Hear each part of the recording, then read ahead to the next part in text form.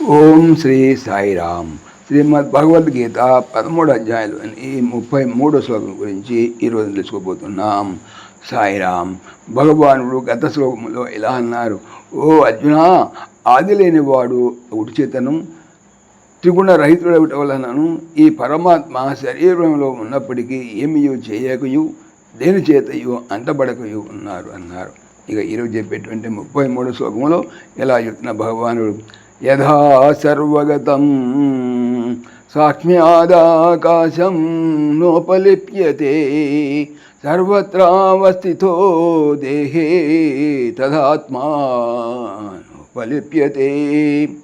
సర్వగతం సర్వత్రా వ్యాపించి ఉన్న ఆకాశము సాక్ష్మ్యాత్ సూక్ష్మముట వలన యథా ఈ ప్రకారముగా నా ఉపలిప్యతే అంటపడదో, అంటే ధూళి మునవాడిచి అంటపడదో, తదా ఆ ప్రకారమే సర్వత్ర దేహే శరీరం అందతడం లేక సకల శరీరములందును అవస్థిత ఉన్న ఆత్మ పరమాత్మ నా ఉపలిప్యతే అంటపడదు, శరీర గుణ దోషములచే అంటపడదు.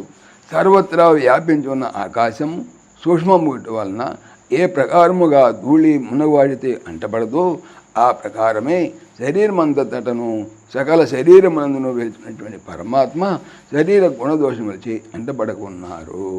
సాయిరామ్. ఓం దేవకీనందనాయ విద్మహే వాసుదేవాయ ధీమహి తన్నః కృష్ణ ప్రచోదయాత్. ఓం సర్వం శ్రీకృష్ణార్పణమస్తు. జై శ్రీకృష్ణ.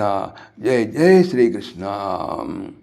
ఆత్మీయులకు మనవి, ఈ ఛానల్తో పాటుగా అనంత మహిమల శ్రీ సత్యసాయి అనే ఛానల్ మరియు భక్తి పరిమళ టీకా భాగవతం అనే భాగవత ఛానల్ను స్వామి నా చేత చేయించుతున్నారని మనవి చేస్తున్నాను.